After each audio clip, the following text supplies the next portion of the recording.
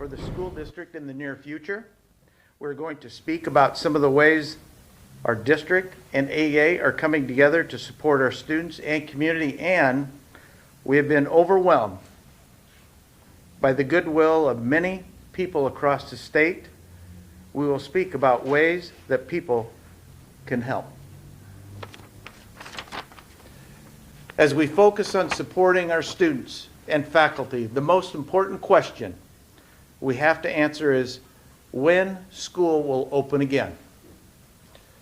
There will be no classes for high school students, no classes for high school students all next week. I'm going to repeat that. There will be no classes for high school students all next week. Elementary and middle school students will not return to school until next Friday at the earliest. If there are any changes, we will share with parents and guardians and on our school website. Although school will be closed, we are offering a grab-and-go lunch service at Perry Elementary School each day from 11 to 12:30. This is an important one, so I'm going to read it again. Although school will be closed, we are offering a grab-and-go lunch at Perry Elementary School each day from 11 to 12:30. In closing, again, on behalf of our school district, I want to thank you for being here. Stacy? Hello, my name is Stacy Warren. I'm a clinical social worker with the Heartland AEA. Perry School District is one of the districts that Heartland supports.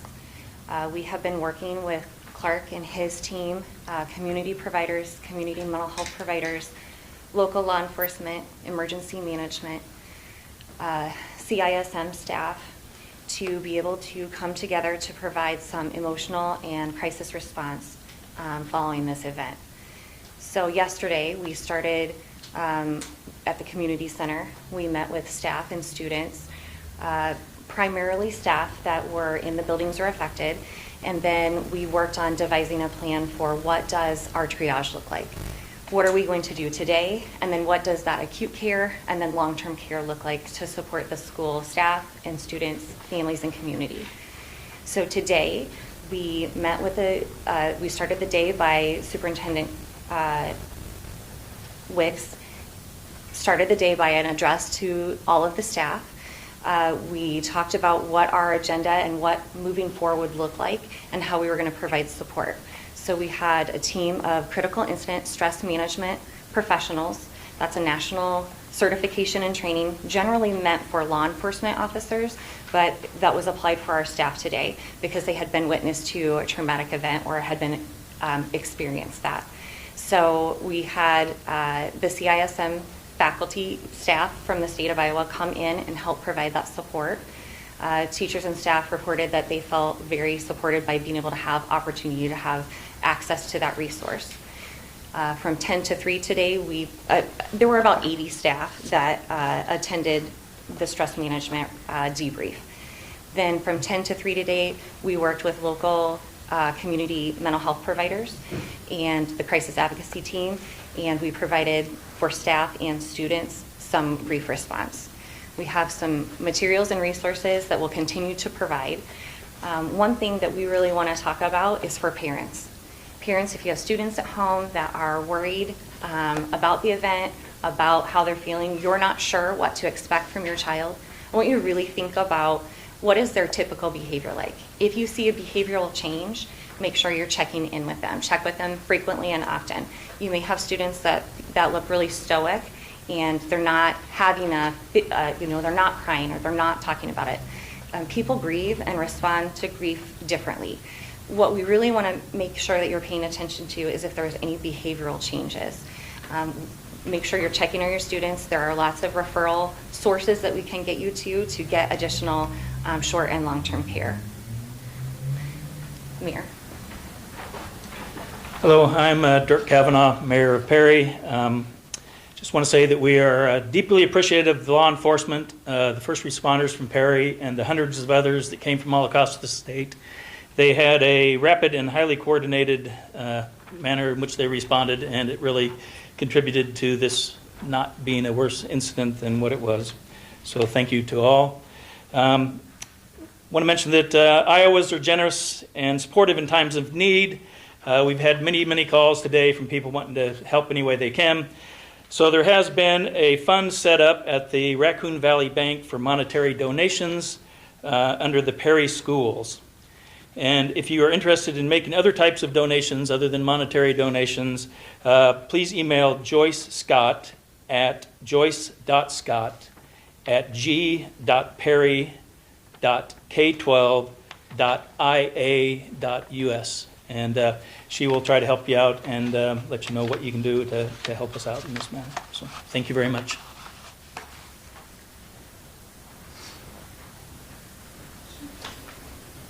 Superintendent Jesse Yes. Hurd with NBC Nightly News. Thanks for doing this. First of all, I just, Thanks for being here. Yeah, thank you. First question for you, I have two questions for you, but first, can you just clarify the spelling or the pronunciation of the name of the 11-year-old student whose life was lost? I'm so sorry for your community.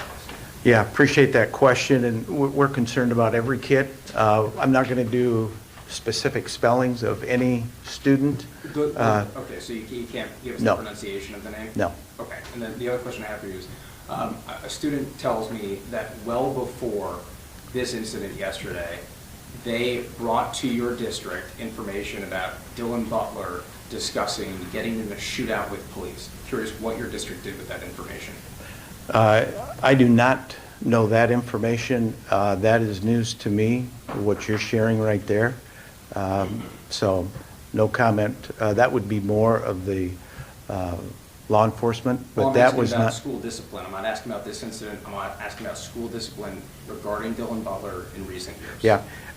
Again, appreciate your question, but I'm not going to get into specific names and specific incidences with any individuals during this time. And you can't tell us anything about Dylan Butler's You were going to ask two disciplinary history. questions, and that was it. Just want to clarify. That's that you right. can't say anything about his disciplinary Correct. past. Superintendent, can you tell us a little bit about the safety protocols ahead of this incident to try and prevent stuff like You bet. this? Well, we have been discussing our safety protocols for quite some time. And we practice the ALICE training, which is specific training for shooters that could come into a building or a shooting incident.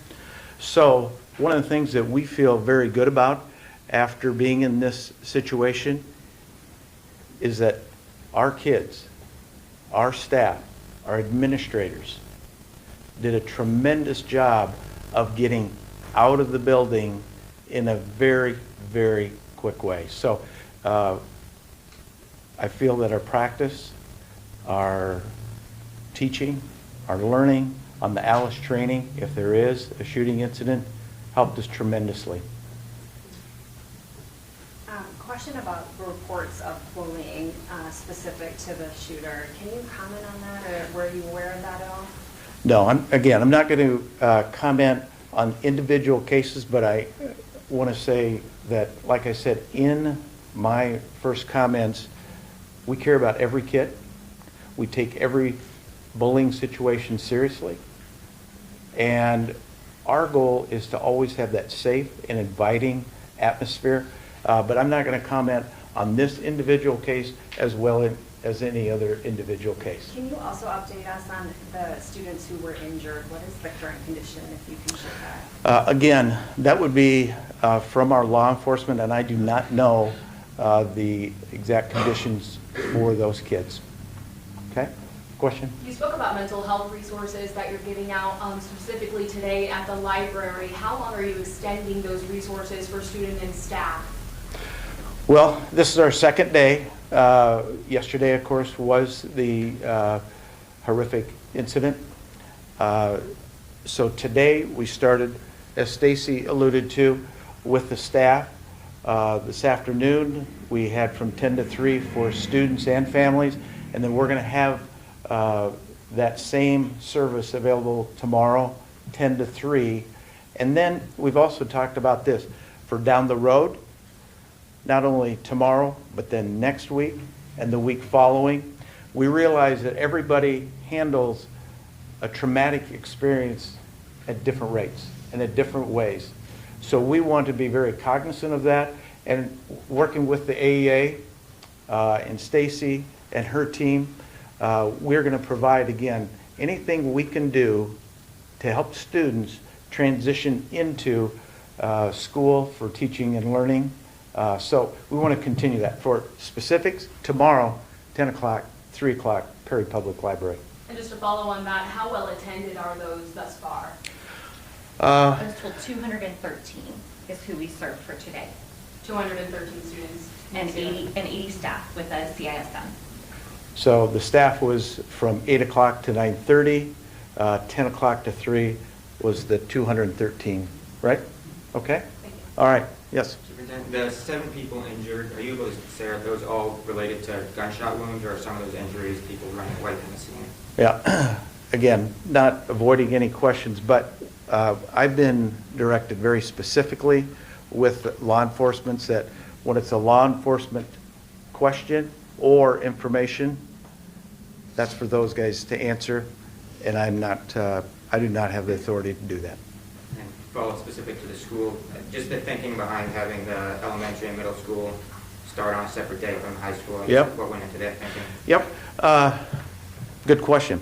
That one I can't answer, all right? The elementary school is in good shape. Middle school is in good shape.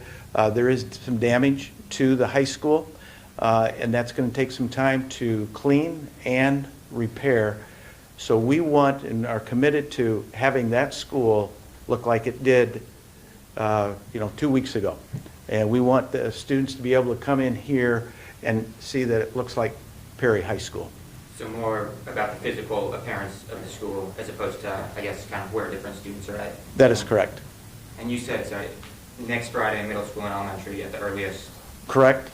Next. No, and then no school for Perry High School. And then we're going to have to assess the progress of cleaning, repairing, and we're also going to keep one other thing in mind, and that's the mental health of our students. And we're going to try to hit that sweet spot between the mental health of our students and staff, as well as the need for kids to come to school and parents' needs. So we'll be working closely with that, but that's exactly right.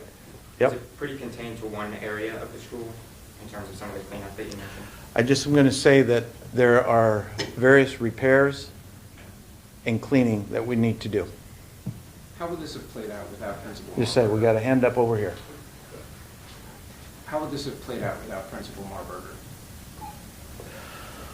Well, again, you're getting into the law enforcement part of it, but I can say this. Mr. Marburger, he was a hero. And I know that it helped the way that he approached that situation, and it saved some lives.